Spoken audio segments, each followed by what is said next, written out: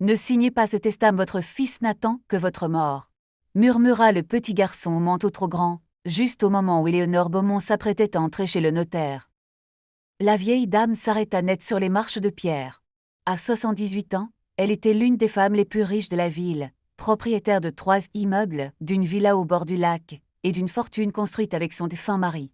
À son bras se tenait son fils unique, Adrien, élégant, parfumé, souriant comme un homme patient avec une mère fragile.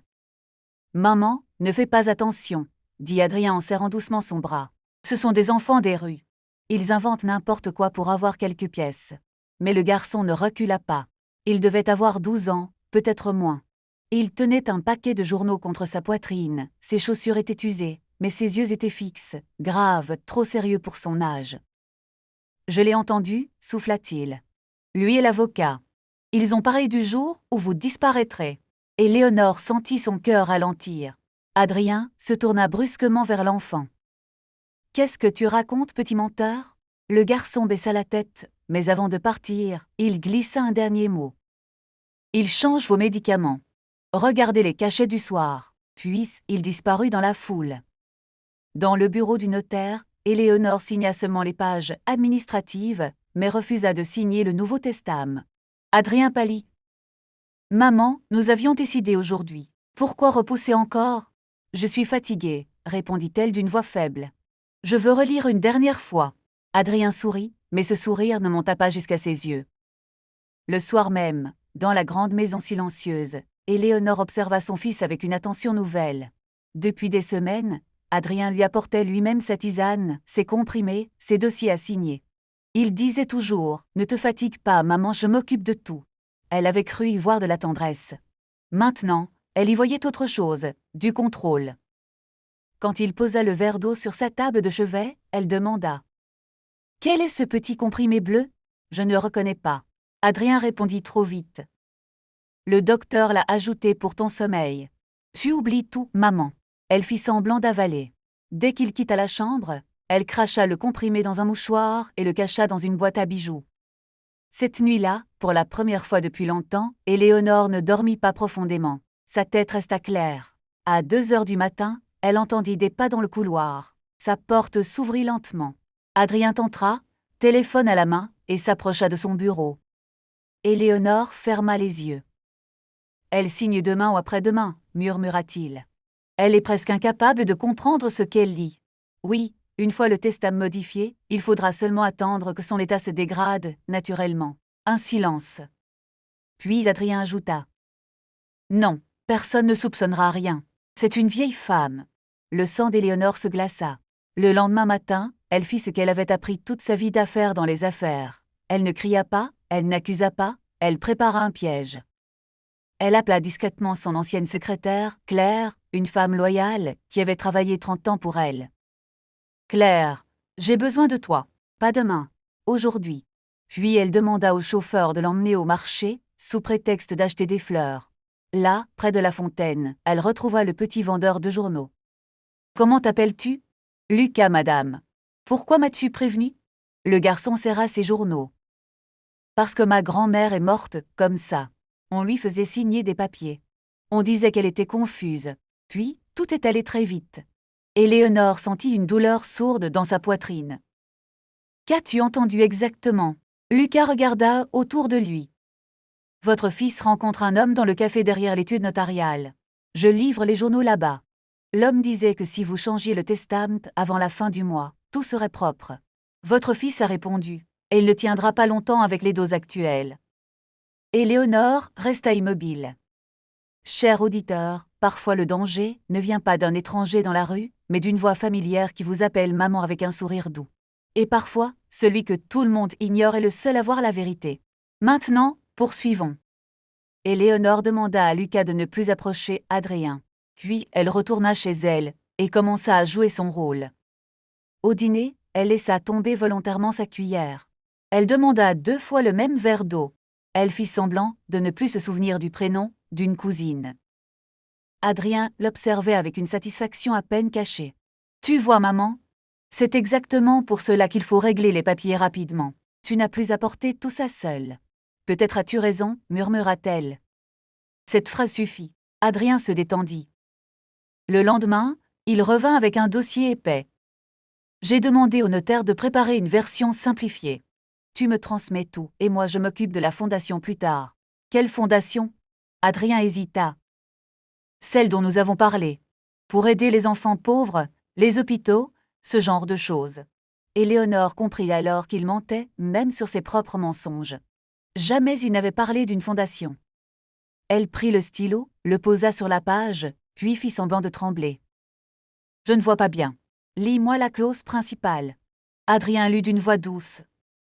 Je lègue l'intégralité de mes biens, comptes, propriétés, parts sociales et droits de succession à mon fils unique, Adrien Beaumont. Et Claire, je voulais lui laisser une rente. Elle m'a servi toute sa vie. Le visage d'Adrien se durcit. Maman, les domestiques ne font pas partie de la famille. Ce mot, domestique, trancha quelque chose en elle. Claire n'avait jamais été une domestique. Elle avait été loyale quand Adrien dépensait déjà l'argent qu'il n'avait pas encore hérité. Plus tard, Claire arriva par l'entrée de service. Éléonore lui remit le comprimé bleu, une copie du testament et le nom du café donné par Lucas. Fais analyser ça. Et trouve-moi un avocat pénaliste, pas un notaire de salon. Claire ne posa aucune question. Elle comprit. Pendant 3 jours, Éléonore continua la comédie. Elle marchait plus lentement. Elle répétait les questions. Elle renversait un peu de soupe sur la nappe. Adrien devenait de plus en plus audacieux. Un soir, il invita Maître Delcourt, le notaire, à dîner. Lucas avait raison. L'homme n'était pas seulement notaire, il était complice. Trop familier avec Adrien, trop pressé de faire signer. Madame Beaumont, dit Delcourt, à votre âge, il est sage d'éviter les complications. Votre fils vous protège. Éléonore leva ses yeux fatigués vers lui. Et si je voulais laisser une partie à des œuvres? Adrien posa immédiatement sa main sur la sienne. Maman, tu es épuisée. Nous en avons déjà parlé. Delcourt ajouta. Dans votre état, madame, il serait dangereux de modifier encore vos intentions. Dans votre état. Ces 3 mots étaient la clé. Il voulait construire l'image d'une vieille femme incapable pour faire passer n'importe quel document. Le lendemain, Claire revint avec les résultats. Éléonore, ce comprimé n'est pas votre traitement habituel. C'est un sédatif puissant. À faible dose, il peut provoquer confusion, perte de mémoire et somnolence.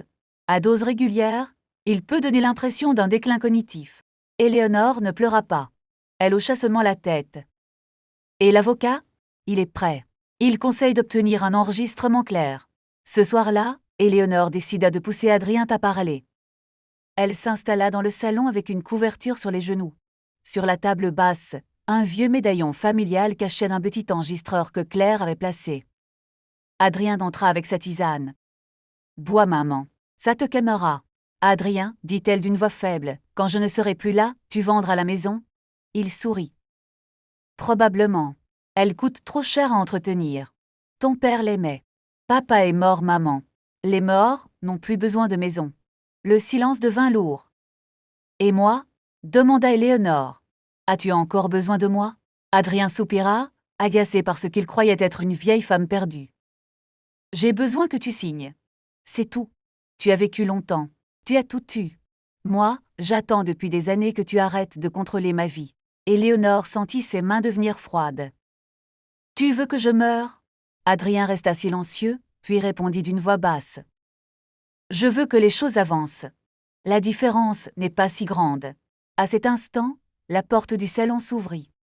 Claire entra, suivie d'un avocat et de 2 policiers. Adrien recula comme s'il venait de voir un fantôme. Éléonore se leva lentement. Sa posture n'avait plus rien de fragile. « La différence est immense, Adrien. Et tu viens de la franchir. » Le visage de son fils se vida de couleur. « Maman, tu ne comprends pas. Il te manipule. Tu es malade. »« Non, » répondit-elle. « Je suis réveillée. » Les policiers fouillèrent la maison. Dans le bureau d'Adrien, ils trouvèrent des ordonnances falsifiées, des brouillons de testament, des messages avec Maître Delcourt et des recherches troublantes sur la tutelle, les sédatifs et les successions rapides. Dans son ordinateur, une phrase revint plusieurs fois. Si elle signe avant le 30, tout est réglé. Maître Delcourt fut arrêté le lendemain. Adrien tenta d'abord de nier, puis accusa le notaire, puis Claire, puis même Lucas. Mais l'enregistrement était clair, les médicaments étaient réels, les documents parlaient. Quelques semaines plus tard, Éléonore retourna sur la place du marché. Lucas vendait ses journaux près de la fontaine, comme toujours. Quand il la vit, il baissa timidement les yeux. « Vous allez mieux, madame ?» Éléonore sourit. « Grâce à toi, je suis vivante. » Elle lui tendit une enveloppe. Lucas recula. « Je ne veux pas d'argent pour ça. Ce n'est pas un paiement. C'est une bourse d'études. Et une place dans une école où personne ne te traitera comme un garçon invisible. » Lucas fixa l'enveloppe sans bouger. « Pourquoi vous feriez ça ?» Éléonore s'agenouilla lentement pour être à sa hauteur.